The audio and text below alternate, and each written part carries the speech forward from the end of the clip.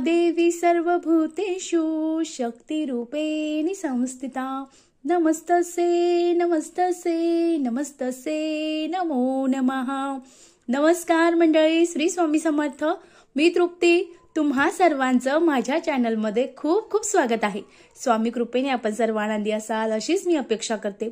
बघा मंडळी, नवरात्र येत्या 22 सप्टेंबर पासून नवरात्राला सुरुवात होणार आहे।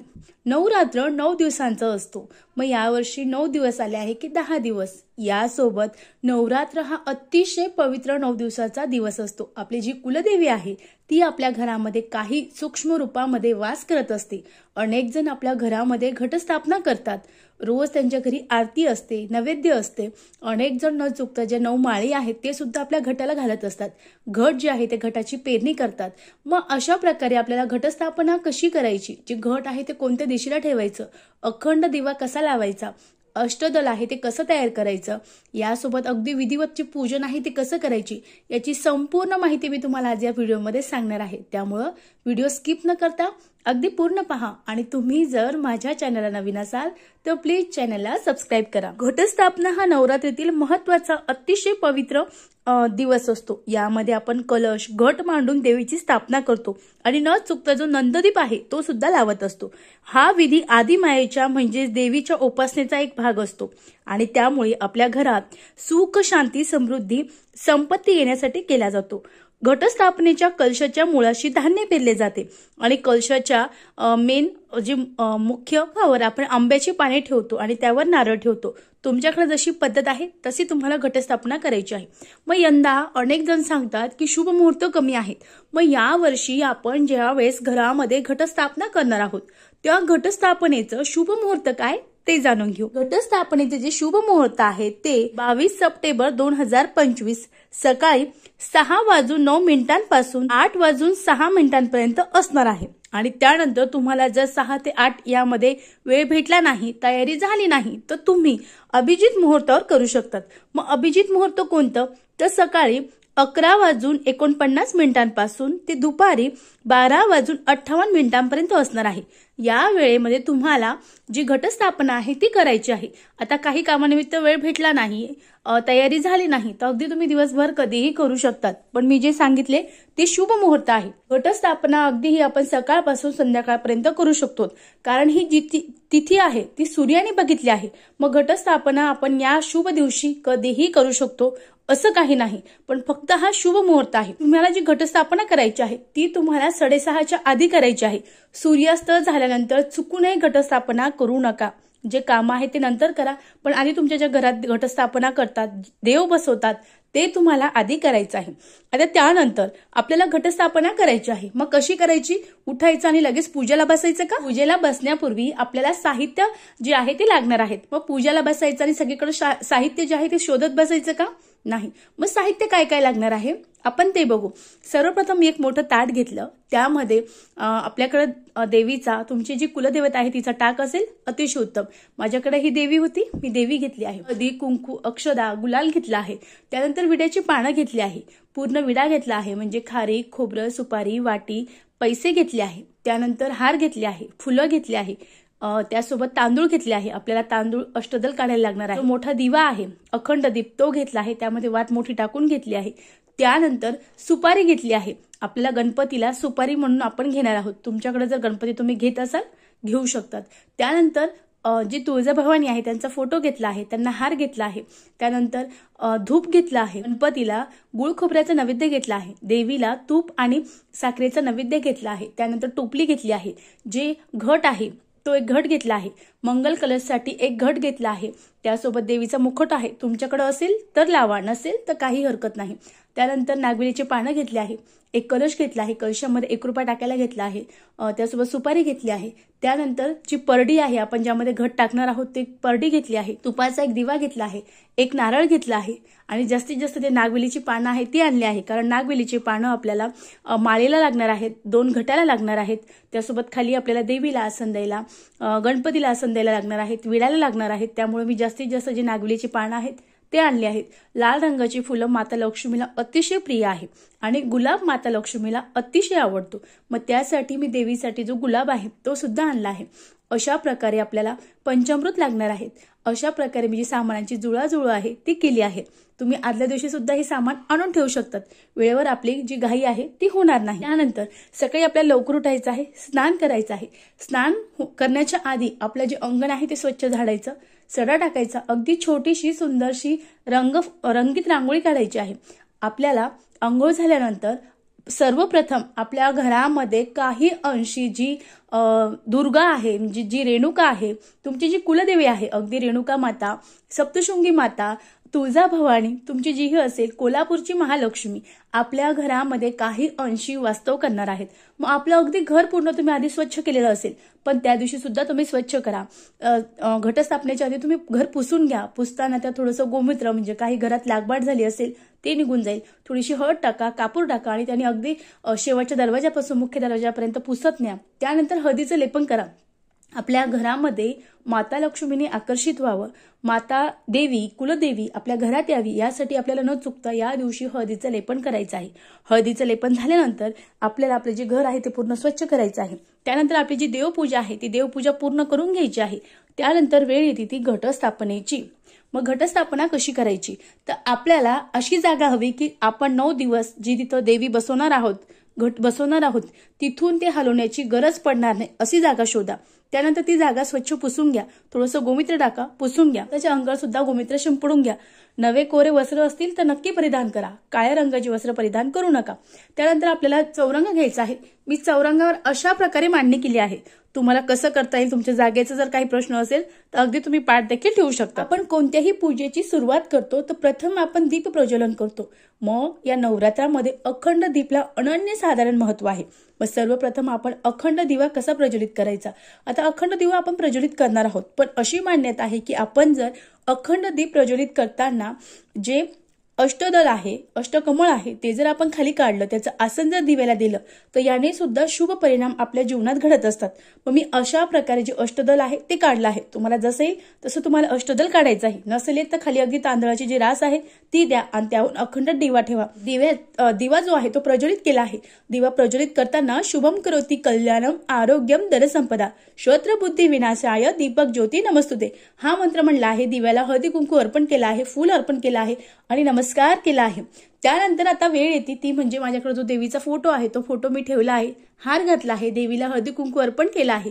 त्यानंतर आता कोणतेही पूजन म्हणलं की आपण सर्वप्रथम जे गणपती आहे ते गणपतींची पूजा करत असतो. तुमच्याकडे गणपतीची आचमन का करावं, तर आपलं शरीर शुद्ध होण्यासाठी, आपलं मन शुद्ध होण्यासाठी आपल्याला आचमन करायचं आहे. आपल्याला उजव्या हातामध्ये एक पळी पाणी घ्यायचं आहे. ओम केशवाय नमः, परत ते पाणी पिऊन घ्यायचं आहे. परत दुसऱ्या वेळेस ओम माधवाय नमः, परत ते दुसऱ्या वेळेस पाणी पिऊन घ्यायचं.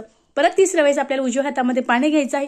ओम नारायण नमः असं मत आपल्याला पाणी पिऊन घ्यायचं आहे. परत 2 पळी पाणी आपल्याला तांबणात सोडायचं आहे आणि नमस्कार करायचा आहे. आता बघा मंडळी, तुम्ही तुमच्या घरामध्ये कुलदेवतेची स्थापना म्हणजे जी कुलदेवी आहे तिचं घट स्थापन करत आहोत. मग काही संकल्प आहे तुमचा की माझी ही इच्छा आहे पूर्ण होऊ द्या, माझी एखादी समस्या आहे ती पूर्ण होऊ द्या, जी समस्या आहे ती लवकरात लवकर दूर निघून जावं, जी समस्या आहे त्यातून तुमच्या ज्या अनेक अडचणी आहेत त्या सुद्धा दूर व्हावं, यासाठी जर तुम्ही करत असाल तर तुम्हाला संकल्प करायचा आहे. संकल्पयुक्त सेवा अतिशय प्रभावी असते. तुम्हाला हातात पाणी घ्यायचं आहे. पाणी घेतल्यानंतर आजचा वार, तिथी, तुमचं नाव, पतीचं नाव, तुमचं आडनाव, तुमचं गोत्र माहित असेल तर काश्यप्य गोत्राचा उच्चार करा आणि तुम्ही काही ही सेवा आहे किंवा घट आहे ते कशासाठी बसवतात किंवा तुमची एखादी समस्या आहे ती देवीला सांगायची आहे. आणि त्यानंतर ज्या हातामध्ये आपण पाणी घेतलं होतं पाण्यामध्ये आपण एक फूल, त्यासोबत गंध, अक्षदा, हळदी कुंकू टाकलं होतं ते पाणी आपल्याला खाली सोडायचं आहे. परत आपल्या हातामध्ये 2 पळी पाणी घ्यायचं आहे, परत सोडून द्यायचं आहे. अशा प्रकारे आपल्याला संकल्प करायचा आहे.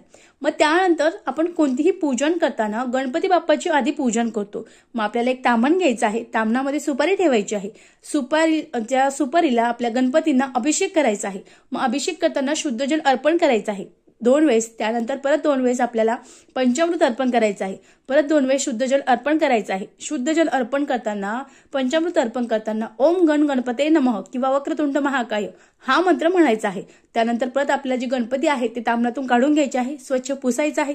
तुमच्याकडे जर नागवेलीचे पानं असतील त्याचं आसन द्या, नसेल तर माझ्याकडे हे होतं मी हे ठेवलं आहे. त्यावर थोडेसे खाली तांदूळ टाकायचे आहे. त्यानंतर त्यावरती जी सुपारी आहे ती ठेवायची आहे. गणपती बाप्पांना हळदी कुंकू चंदन अर्पण करायचं आहे. त्यानंतर त्यांना जी कापसाची माळ आहे ती अर्पण करायची आहे.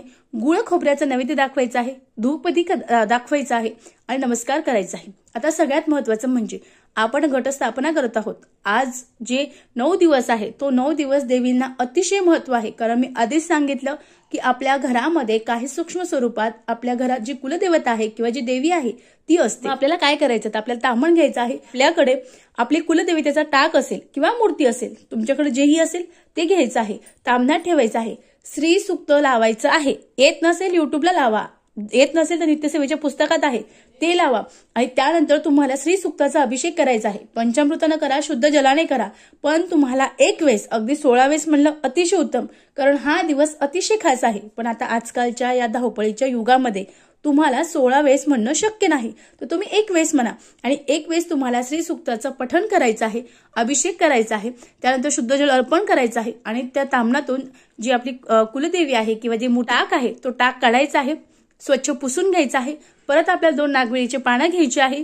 त्यानंतर थोडीशी खाली तांदूळ टाकायचे आहे आणि त्यावरती देवी जी आहे किंवा मूर्ती आहे ती स्थापित करायची आहे. त्यानंतर देवीला हळदी कुंकू अर्पण करायचं आहे. कापसाची माळ घालायची आहे. हार असेल हार घालायचा आहे. आपल्याला परत हळदी कुंकू वाहून नमस्कार करायचा आहे. असं केल्याने लाल कलरची फुलं देवीला अर्पण करायची आहे. धूपदीप दाखवायचा आहे. नमस्कार करायचा आहे. आता बघा, सगळ्यात महत्वाचं म्हणजे आज ज्याला महत्व आहे ते म्हणजे घट. आता घट कशी बसवायची खरंच सांगते, अगदी हात जोडून सांगते मंडळी, मी अशी घटस्थापना करणार आहे. तुमच्याकडे जुनी परंपरेनुसार चालीरीतीनुसार तुमच्याकडे जशी घटस्थापना करतात तशीच घटस्थापना तुम्हाला करायची आहे. आता आमच्याकडे घटस्थापना कशी करतात बघा, आपल्याला एक टोपली घ्यायची आहे. आता कुणाकडं ही काड्यांची असते, कुणाकडं मातीची असते. आमच्याकडं काड्यांची वापरतात, कुणाकडं अगदी पत्राळ घेतात आणि पत्राळीवर सुद्धा ते जे धान्य आहे ते पेरवतात. तुमच्याकडे जशी पद्धत आहे तशी घ्या. आता मी टोपली घेतली आहे, खाली संध्यपात्र घेतलं आहे, कारण आपण जेव्हा पाणी टाकणार आहोत ते पाणी पाटावर पडू नये, देवीच्या तिथे जाऊ नये, देवीच्या तिथल्या ज्या वस्तू आहेत त्या खराब होऊ नये, वास येऊ नये, त्यासाठी याची दक्षता आपल्याला घ्यायची आहे. तुम्ही जर अशी परडी ठेवत असाल तर त्याच्या खाली एखादं ताट किंवा ताम्हण ठेवा. वावरी आहे म्हणजे जी माती आहे ती माती घेतली आहे. आता अनेक जण माती शेतातून आणतात, कारण शेतातल्या मातीला विशेष महत्व आहे आणि ही काळ्या रंगाची माती आहे. काळ्या रंगाच्या मातीला जे आपले धान्य आहे ते चांगले येतात. अगदी आपल्याला थोडीशी कोरडी जी माती आहे, भुसभुशीत ती माती घ्यायची आहे. याने सुद्धा आपले जे धान्य आहे ते अतिशय चांगले येणार आहेत. त्यानंतर मी जे घट आहे तो घट घेतला आहे. मातीमध्ये तो घट आधी थोडासा खड्डा करून त्यात ठेवलेला आहे, कारण जे आपल्या आजूबाजूला जे धान्य येणार आहे त्या धान्यांना त्रास नको आणि ते धान्य सुद्धा नीट उगवावे यासाठी मी अगदी साईडनं खड्डा करून जो घट आहे तो ठेवला आहे. घटाला सर्वप्रथम आपण हळदी कुंकू लावून घेतला आहे. त्यानंतर जो पंचरंगाचा धागा असतो तो बांधलेला आहे. तुमच्याकडे बांधत असेल तर बांधा, नसेल काही गरज नाही. हळदी कुंकू 5 ठिकाणी लावून घेतला आहे. त्यानंतर आपल्याला त्या कलशामध्ये मी पाणी टाकलं आहे. 1 हळकुंड, 1 सुपारी, 1 पैसा, फूल, हळदी कुंकू, अक्षता टाकली आहे आणि त्यानंतर जी नागवेलीचे पानं आहेत 5 किंवा 7 नागवेलीचे पानं ठेवली आहे आणि त्यानंतर त्यावर नारळ ठेवला आहे. आता अनेकांकडे याच्यावर नारळ ठेवतात, अनेकांकडे ठेवत नाही. तुमच्याकडे जशी पद्धत आहे तसं तुम्ही ठेवू शकतात. त्यानंतर आता सगळ्यात महत्वाचं, जी माती आहे त्या मातीत मी धान्य टाकले आहेत, त्यावरून परत माती टाकली आहे आणि त्यावरून परत धान्य टाकलं आहे. असं केल्यानं आपले जे धान्य आहे ते अगदी जाडसर येणार आहे. कुठंही असं ते कुजणार नाही किंवा खराब होणार नाही किंवा सडणार नाही.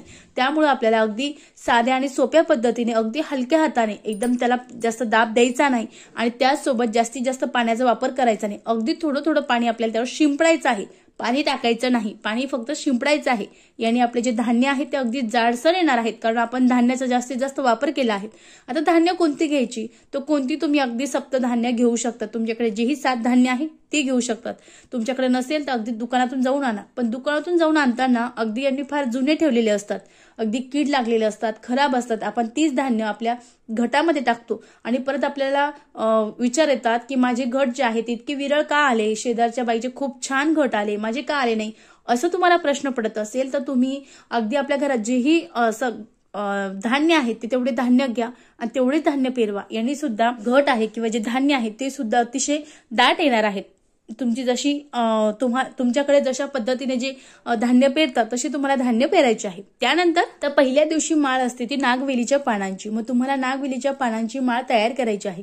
अगदी तुम्ही 5 पानांची करा, 7 पानांची करा, 11 पानांची करा, जशी तुमच्याकडे पद्धत आहे तशा प्रकारे तुम्हाला नागवेलीच्या पानांची माळ तयार करायची आहे आणि घटाच्या तिथे सोडून वर कुठेतरी अडकून द्यायची आहे। अशा प्रकारे आपल्याला ती माळ घालायची आहे। त्यानंतर आपण आता विधिवत सगळी पूजन जे आहे ती मांडणी केली आहे।